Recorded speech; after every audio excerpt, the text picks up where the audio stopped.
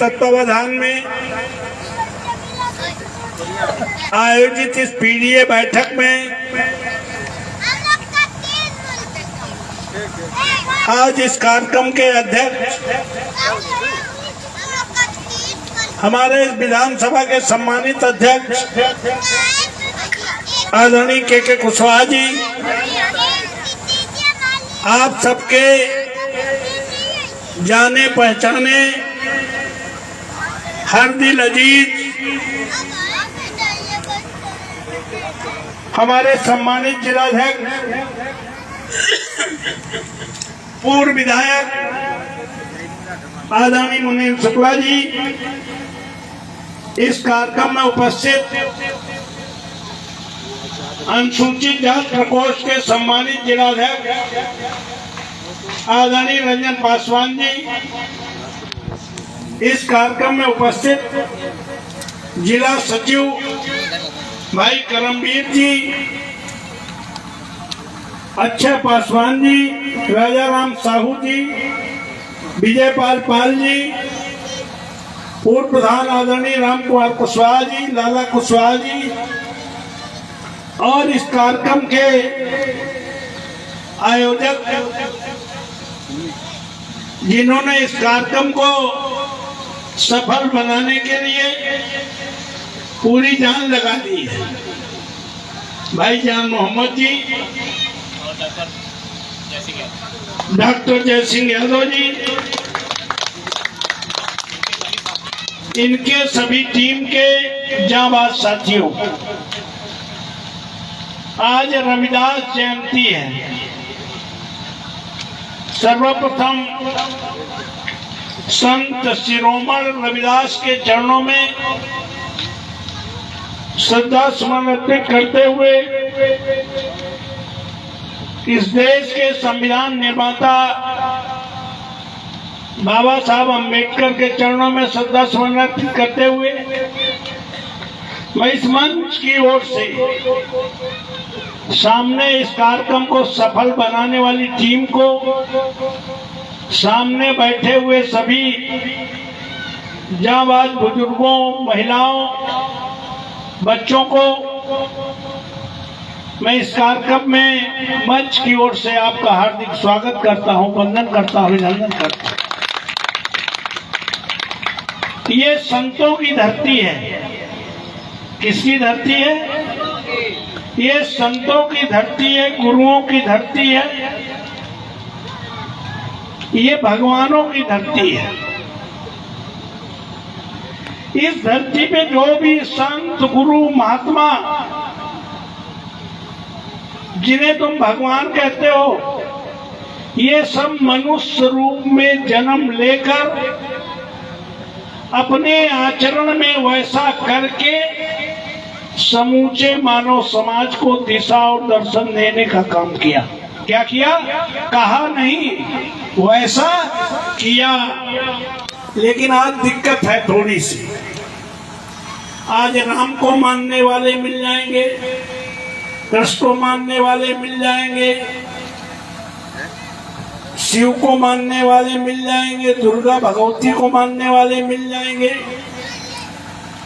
गांधी, सुभाष, अम्बेडकर, भगत सिंह, लोहिया को मानने वाले मिल जाएंगे, ईसा मसीह और मोहम्मद साहब को मानने वाले मिल जाएंगे। समूची धरती में उनको मानने वाले मिलेंगे, लेकिन उनकी मानने वाले उंगलियों में भी नहीं मिलेंगे। ये उनको मानना और उनकी मानना को और की का नहीं अंतर है कि माँ बड़ी ही है और माँ बड़ा वो है। ये जमीन और आसमान का अंतर है। जैसे राम को मानना क्या है?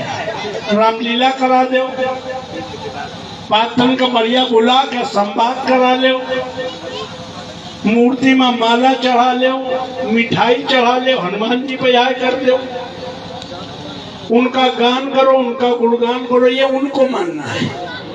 उनकी मानने का मतलब है पिता की आज्ञा का पालन, मर्यादा का पालन। और वो रास्ता न तो खजाने की ओर जाता है, न सिंहासन की ओर जाता है, 14 बरस जंगल की ओर जाता है। उनकी मानने का मतलब आग में चलना, उनकी मानने का मतलब तलवार की। पूरे 33 करोड़ देवताओं को मान रहे हो, उन्होंने जो किया, उन्होंने जो कहा, उसको 1% भी लोग नहीं मान रहे। बाबा साहब को मानना और बाबा साहब की मानना, बाबा साहब को मानना, बाबा साहब की मूर्ति लगा दो, बाबा साहब माला चढ़ा दो, बाबा साहब के कृतित्व व्यक्तित्व का घंटन भाषण दे दो, क्या समझे, अगरबत्ती जला दो, ये सब बाबा साहब को मानना है। बाबा साहब की मानना क्या है? बाबा साहब अंबेडकर ने कहा था, किनसे कहा था, कब कहा था, क्या कहा था? बाबा साहब अंबेडकर ने उन लोगों को, समाज के उन लोगों से कहा था, किन लोगों से, जिन्होंने पूरी जिंदगी संघर्ष करने के बाद सभी जात धर्मों के लोगों को एक वोट कर रानी और महारानी के वोट की कीमत बराबर की, वरना दलित समाज को वोट डालने का अधिकार पिछड़ों को नहीं मिलता। तो बाबा साहब ने अंग्रेजों के टाइम में ही पार्लियामेंट विधानसभा में आरक्षण दिलवा दिया दलित समाज को, नौकरियों में आरक्षण दिला दिया। कब? 1932 में। आजाद कब हुआ? 1900। चूंकि बाबा साहब कहते थे कि ये काम आप करके जाओ, हमें आप पर भरोसा है, पता नहीं आजाद होने वाली हिंद वाले करिए कि न करिए, ये कोनो गारंटी। और हिंद वाले तो देख ही रहे हो, 10 साल में एक को भर्ती बना रहा है आरक्षण। तो इसलिए बाबा साहब ने किनसे कहा? समाज के उन लोगों से कहा कि हमने पूरी जिंदगी संघर्ष करने के बाद विधानसभा पार्लियामेंट में आरक्षण दिलाया, बाद में पंचायतों में भी आरक्षण मिल गया, हमने तुम्हें प्रधान से लेकर प्रधानमंत्री बनाने लायक बनाया और तुम्हें नौकरियों में आरक्षण दिलाया। तो बाबा साहब अम्बेडकर ने कहा कि हमने पूरी जिंदगी संघर्ष करने के बाद जिन सूखे शरीरों में खून का संचार किया, 90% कमाई का पैसा अपने बीवी बच्चों पे खर्च करो और 10% पैसा समाज के उन अंतिम व्यक्तियों की बेहतरी के लिए खर्च करो जिनके पैरों में चप्पल नहीं, शरीर में कपड़ा नहीं, पेट में भोजन नहीं। हम जैसे नेताओं के पास आने तक के पैसा समाज के पीछे जो लाइन में खड़े लोग हैं उनकी बेहतरी के लिए खर्च करते। तो मेरा दावा है, राजा रामपाल आपसे कह के जा रहे हैं कि 76 साल संविधान के बाद दलित समाज को किसी के सामने हाथ फैलाने वाला नहीं, देने वाला बनाते थे। हाथ नहीं फैलाना होता, लेकिन वो जो ही बनेंगे ओके बाद परिवार से काम खत्म, समाज से काम खत्म।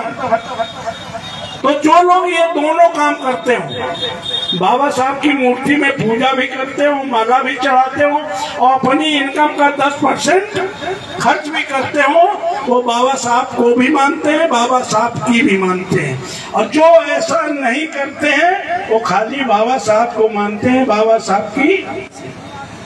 अब मोहम्मद साहब ने क्या कहा और कई लोग कर रहे हैं, मोहम्मद साहब ने अपनी बेटी की शादी में, मुल्ला जी अभी बताएंगे, उन्होंने अपनी बेटी की शादी में चाहते हीरे जवाहरात असफी दे सकते थे, लेकिन उन्होंने पूरे समाज को एक रास्ता दिखाया। तो 5 मिट्टी के बर्तन और 1.25 सेर कोदो जाना था गाँव पहले और राजूटे जाना था, 1.25 सेर कोदो, कुंटल भी कुंटल नहीं, 1.25 सेर कोदो 5 मिट्टी के बर्तन देकर रुखसत कर दिया, ताकि गरीब से गरीब मुसलमान भी 5 मिट्टी के बर्तन तो दे ही सकता है और 1.25 सेर मोटा अनाज भी दे सकता है जो उस समय पैदा हो रहा हो। लेकिन हो क्या रहा है, इनकी शादियों में हम रोज जाते हैं, मुनीम शुक्ला जी भी जाते हैं। अलमारी, फ्रिज, टीवी, जितना सामान ऐसे टेंट लगा के सामान सजा के और पूरे बर्तन फिर वो वीडियोग्राफी करावत है। क्या करावत है? क्यों जान मोहम्मद गलत कह रहा हूं? तो भाई कितना, ये बताओ कि कितने लोग, अब आप अंदाज कर लो। और मोहम्मद साहब ने क्या कहा? इतना नहीं कहा। मोहम्मद साहब ने कहा समाज कैसे आगे बढ़ेगा, तो उसके लिए मोहम्मद साहब ने कहा कि जिनको हमने बख्शा है, जैसे बाबा साहब अम्बेडकर ने कहा कि हमारे प्रयास से जिनकी स्थिति बेहतर, तुम सब लोग तुम संपन्न हो जाते, कहा ना अल्लाह ताला की कृपा है। क्यों? तो अल्लाह ताला ने क्या कहा? जिनको हमने इस लायक बनाया है, जिनको हमने भरपूर बख्शा है, जिनकी आर्थिक, सामाजिक, शैक्षिक स्थिति बढ़िया हुई है, उनसे मोहम्मद साहब ने कहा कि खुद खाने से पहले पड़ोस में पता करें कोई भूखा तो नहीं सो रहा। कहा कि नहीं कहा? यही कहा ना। कितने लोग हैं जो पड़ोस में आते हैं, सोना ऐसा कितने 10% है। 2.5% भी अगर पूरे मुसलमान अपनी कमाई का 2.5% दे दे, तो इस समाज को स्कूल खोलने के लिए किसी दूसरे स्कूलों में जाने की आवश्यकता, अस्पताल हर साल बने। हमने कहा, हम तो कानपुर में पूरी जगह जाते हैं, तो हमने बड़े बड़े मौलवियों से कहा, भाई जो जिले के बड़े कारीगर हैं, फतवा जारी कर, उनसे कहा कि ये बताओ कानपुर नगर में कितनी ज़कात आती है, और ज़कात में बेईमानी हो रही है, लेकिन ये ज़कात का पैसा कहाँ जाता है ये नहीं पता है। और अगर ज़कात का पैसा स्कूल बनाने में, अस्पताल बनाने में लगे और दिखे कि ये स्कूल बन गया इस साल, तो हर साल अस्पताल, हर साल विश्वविद्यालय खोल सकते हैं। तो वो उधर बेईमानी कर रहे हैं, जिनका 2.5% की जगह 1% मिल रहा है, वो अपन 1% खा रहे हैं, और 2.5% वाले जिनका देव चाहिए वो 1% दे के अपना अल्लाह का बेवकूफ बना रहे हैं। क्यों भाई? तो इसलिए मैं कहना चाहता हूँ, और लंबी बात नहीं कहूँगा, तो संत रविदास ने भी रूढ़िवाद के खिलाफ, उस समय जो रूढ़िवाद था, उस समय जो अंधविश्वास था, इन्होंने चैलेंज कर दिया कि मन चंगा तो कथौती मां। इन्होंने और क्या कह दिया? ये जब शिक्षा दे रहे थे तो काशी के ब्राह्मणों ने राजा के पास गए, कहा ये तो बिल्कुल घोर नरक का काम कर रहा है रविदास, ये दलितों को, कमजोरों को शिक्षा दे रहा है, ये तो धर्म विरोधी काम है, ये तो 7 पुस्तक नरक में जाएगा। एक राजा साहब रखो, नहीं तो बड़ा अनर्थ हो जाएगा। राजा साहब समझे, पंडित जी कह रहे पता नहीं कुछ गड़बड़ ना हो जाए, तो इन्हें बुलाओ, खाना पकड़ लाओ संत रविदास का। और वो ये कहा कि चमार बिरादरी का आदमी इस तरह काम कर रहा है। तो वो आए राजा साहब के यहाँ बेखाओ, चूंकि बोध प्राप्त कर चुके थे, वो ज्ञान प्राप्त कर चुके थे, जिसके सामने बड़े बड़े पंडित, पंडित का मतलब जो ब्रह्म को जाने वही पंडित। तो राजा से कहा, भाई हम ही थोड़े चमार हैं जो शिक्षा दे रहे हैं, चमारी जो पकड़ के लाए तुम्हारे सिपाही ये चमा रहे हैं, जो हमारी शिकायत की ना ये चमा रहा है, सबका बता के चमार। ओखे बार रविदास ने कहा, राजा साहब तुम हूँ चमार हो, पहले राजा कही जाए तो गड़बड़ हो जाए, सबका बताए। तो उन्होंने अर्थ बताया, चा से चमड़ी, माँ से मज्जा मांस, और आ से अग्नि, और रा से रक्त। तो ये तो सबके है शरीर में। तो इसलिए उन्होंने कहा, तो राजा पहले तो बहुत नाराज हुआ, लेकिन तर्क समझा, विज्ञान को समझा, कर बात तो सही कह रहे। तो ये ऐसे संत थे। तो इसलिए कहना चाहता हूं कि हम आज आपको एक ही बात बताने आए हैं कि बाबा साहब के संघर्षों को कैसे मिली ताकत। संत रविदास से, कबीर से, महात्मा ज्योतिराव फूले से, सावित्रीबाई फूले से, छत्रपति साहू महाराज से, तमाम संतों, गुरुओं, महापुरुषों से उन्हें जो भगवान बुद्ध से, बुद्ध ने क्या कहा? सर्वे भवन्तु सुखिनः, सर्वे सन्तु निरामया, सर्वे भद्राणि पश्यन्तु मा कश्चित् दुर्भाग्यः भवेत्। कोई दुखी ना रहे। कौन दुखी ना रहे? मनुष्य जाति नहीं, पशु पक्षी नहीं, पेड़ पौधे नहीं, चर अचर गोचर, कोई दुखी न रहे। ये भगवान बुद्ध ने 2500 साल पहले बता दिया। इनसे प्रेरणा लेके बाबा साहब अम्बेडकर ने ऐसा संविधान बनाया, ऐसा समता मूलक समाज बन सकता है, ऐसी व्यवस्था इस देश में हो सकती है। अभी शुक्ला जी बता रहे थे गन्ना के बारे में 5 किलो 9 से 14 में हमें जिताया था। हम लोग उसमें थे, समाजवादी पार्टी भी थे, फूट सिक्योरिटी बार पास हुआ था। हम लोगों ने 110 सांसदों ने एक याचिका लगाई है। अगर ये बात जीत के चले जाते शुक्ला जी तो 100% हम कहते हैं पार्लियामेंट में, हम ये बोलते मिलते तुम्हें कि ऐसा कानून इस देश में बनना चाहिए कि सकल घरेलू उत्पाद पैदा होने से मरने तक जो चीजें इस्तेमाल कर रहे हैं उनमें सब में टैक्स है। पहले से समझ लो। और यही टैक्स देश की इनकम है और इसी टैक्स से विकास होता है, यही रेवड़ी बढ़ती है। ये पैसा राजीव गांधी ने कहा था उससे पहले कि जब हम 1 रुपया भारत सरकार का ऊपर से भेजते हैं तो आते आते 90 पैसे बिचौलिए खा जाते हैं, 10 पैसा जमीन में आता है। तो हम लोगों ने उस समय पूछा था 2004 में जब एमपी बनाया था कि देश में कितनी वोटर हैं और प्रति वोटर सकल घरेलू आय से इनकम पर मंथ कितनी है। आरटीआई के तहत हमें बताया गया 2005 में कि 67 करोड़ वोटर हैं और 3500 रुपया पर मंथ पर वोटर इनकम है। ये लिखित है और 110 सांसदों की याचिका लगी है पार्लियामेंट में। तो हम लोगों ने सुझाव दिया था कि जब इनकम 3500 है तो 1750, आज का 10,000 इनकम हो। जैसे इनकम बढ़े वैसे वोटर का प्रतिशत लाभांश, जो बाबा साहब अम्बेडकर ने कहा था कि राजनीतिक, सामाजिक और धार्मिक आजादी से तुम्हारा भला नहीं होगा जब तक तुम्हें आर्थिक आजादी। तो उस आर्थिक आजादी के लिए जो सुझाव दिया था कि 3550 इनकम है तो 1750 विकास के लिए भेजो।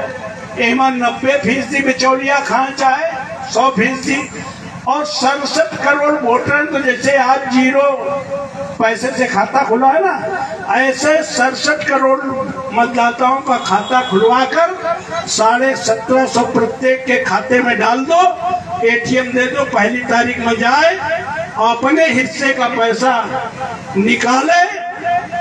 तो पत्नी को पति के सामने, पति को पत्नी के सामने, भाई को भाई के सामने, बाप को बेटे के सामने, धरती पे कोई हाथ फैलाकर भीख मांगने वाला नहीं बचेगा। ये व्यवस्था बाबा साहब अम्बेडकर ने संविधान के जरिए दी है। इसके लिए कहा क्या था? इसके लिए कहा था क्योंकि ये कानून सरमाएदारों के पक्ष में नहीं है। वो तुम्हें गुलाम बनाए रखना चाहते हैं। हरवाही को करिए अगर तुम्हारा आर्थिक स्थिति बढ़िया हो जाए तो उनके लिए नहीं, लेकिन जिनके वोट ज्यादा हैं, ये पीडीए वाले, दलित, पिछड़े, अकिलियत आदि आबादी महिलाओं को, जो इनके साथ बहुत अन्याय हुआ है, और अगड़ी समाज के वो लोग जो संविधान और लोकतंत्र पे विश्वास करते हैं, जिसके बारे में माननीय अध्यक्ष जी ने बताया होगा, ये सब इकट्ठा हो जाएं तो इस देश की पार्लियामेंट में ऐसा कानून बन सकता है जो बाबा साहब अम्बेडकर के सपनों वाला भारत बन सकता है। लेकिन यह लड़ाई शुरू नहीं है, संविधान बदलने की तैयारी है। तो बाबा साहब अम्बेडकर ने कहा था, मेरे चाहने वाले, मेरे मानने वाले, मैं बड़ी मुश्किल से पूरी जिंदगी संघर्ष करने के बाद, पढ़ने के बाद बड़ी मुश्किल से यह पूरी गाड़ी घसीट के बुआदा से, जैसे गाँव कहा था, बुआदा से गाड़ी लाए, निकाल के हिंद तक लाए हैं। हमारे चाहने वाले मानने वाले इसको आगे भले कानपुर बड़ा चौराहा न ले जाए, लेकिन एक कुड़िया से पीछे न करें, उन्हें खंतिया में गिरा दे। तो आज हम लोग जो अवेयर करने आए हैं वो इसलिए आए हैं कि माननीय अखिलेश यादव जी ने कहा कि मीडिया हमारी बात, चाहे इलेक्ट्रॉनिक मीडिया हो, टीवी में कुछ नहीं आ रहा, अखबार में कुछ नहीं आ रहा, लोग बात समझते हैं सब बढ़िया है, फील गुड कर रहे हैं, गुड फील कर रहे हैं। ऐसे हालात में इनको सजग करो, इनको सतर्क करो, इनको महापुरुषों के संघर्ष को बताओ, संविधान के खतरे को बताओ। संविधान के खतरे के कारण 400 पार का ऐलान करके संविधान बदलने वालों को माननीय अखिलेश यादव ने, इंडिया गठबंधन ने 240 पे लाके घुटनों पर टिकाने का काम किया है बैसाखी से सरकार के। इसलिए आज हम कहने आए हैं कि ये जो आने वाला चुनाव है, चाहे 27 हो चाहे ओके, पहले फरवरा गिर जाए मोदी, पहले गिर सकता है। जौने दिन नायडू और नीतीश का दिमाग ठीक होगा वही दिन घुटनों की बता जाएंगे।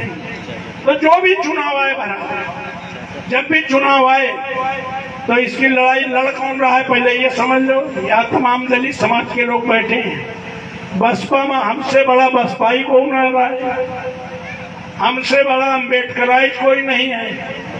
क्यों भाई, था कोई नहीं है, आज भी नहीं है। तो इनसे ये कहना चाहते हैं, जब संविधान को बदलने के लिए खुलेआम ऐलान कर रहे थे ये तानाशाह, उस समय बहन जी संविधान को बचाने के लिए आगे नहीं बढ़ी, अपने को बचाने के लिए पीछे हट गई। जैसे कहा ना, छुप गई ना। अगर बहन जी खुल के आ जाती तो उत्तर प्रदेश की 80 में 80 सीटें इंडिया गठबंधन की होती। अगर इंडिया गठबंधन की होती तो इंडिया गठबंधन की गवर्नमेंट बनती, संविधान बचता, हम सबके अधिकार सुरक्षित हो जाते, वो खतरा टला नहीं है। तो बहन जी तो संघर्ष कर नहीं रही, बहन जी कह रही से नहीं निकले, कोई आदरणीय है हमारी, उन्होंने MP बनाया, MLA बनाया, ऐसा थोड़ी है। उनको तो हम कभी कुछ नहीं कहते, लेकिन हम पूछते हैं जो अपने को बचा रहा है वो संविधान बचा पाएगा। और अगर संविधान बचेगा तो बहन जी 4 बार मुख्यमंत्री काहेगी दम पे बनी, संविधान की बदौलत। संविधान बचेगा तो बहन जी की पार्टी बचेगी, बहन जी बचेंगी। और अगर संविधान नहीं रहेगा तो ये प्राइमरी हाई स्कूल में लड़का जो पढ़ते हैं, इन लोगों की PT कराई जाती है PT। उसमें कासन 3 होते हैं, सावधान। जब से मोदी आए सब अलर्ट मूड में है, सोचा समझ के वालों ने हमारे खिलाफ FIR लिखने जाए तो सतर्क है, सावधान। और फिर उसने थोड़ा शटडाउन किया वोट पाने के लिए, विश्राम। अब तुम लोग सब लोग विश्राम की पोजीशन में हो, दलित पिछड़े अकेले। और तीसरा कासन अगर ना सजग रहे, जो हम सजग करने आए हैं, मुनीन शुक्ला जी आए हैं, माननीय अखिलेश यादव पूरी टीम को लगा के पूरे उत्तर प्रदेश में जागरूक करने का काम कर रहे हैं।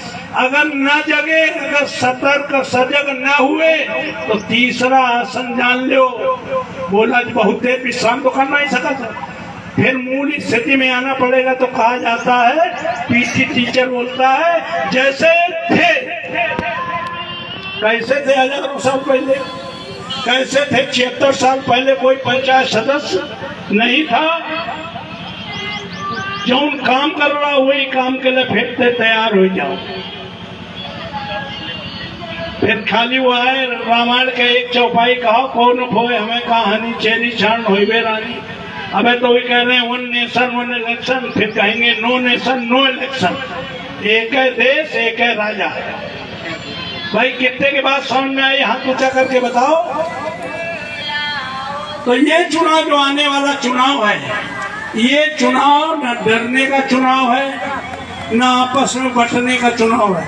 नहीं वो गांव के नाली खरंजा प्रदान कराए इसकी नहीं कराए हमारी तरफ ज्यादा दबा देने इन लड़ोगी में हमारे कब्जा कर देने खूंटा मारू खड़ा देने ये इसकी लड़ाई के लिए हम लोग नहीं आए। या लड़ाई तो लड़ते नहीं, हम उस लड़ाई के लिए आए हैं किस अधिकार के तहत भारत में जन्मा किसी भी जात धर्म का आदमी प्रधान से लेके प्रधानमंत्री तक का सपना देख सकता है। इतना बड़ा अधिकार जिसमें मिला है उसको बचाने के लिए हम आए हैं।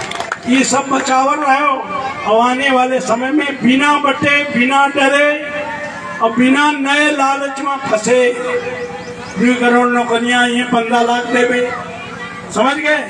नई गारंटी में न फंसकर इंडिया गठबंधन और उत्तर प्रदेश में माननीय अखिलेश यादव जी के हाथों को मजबूत करने का संकल्प लेके जाओगे और जरूरत पड़े तो संविधान बचाने के लिए हम लोगों के साथ जब हम आगे आवन तो तुम हो सड़क पर उतर जाओ, हम जेल जान तो तुम हो चले जाओ, हम अगर फांसी पर चढ़ो तो ना फांसी पर चढ़ो तो जेल तो जरूर भर दे। इसी के साथ सभी साथियों को बहुत बहुत धन्यवाद। जय हिंद।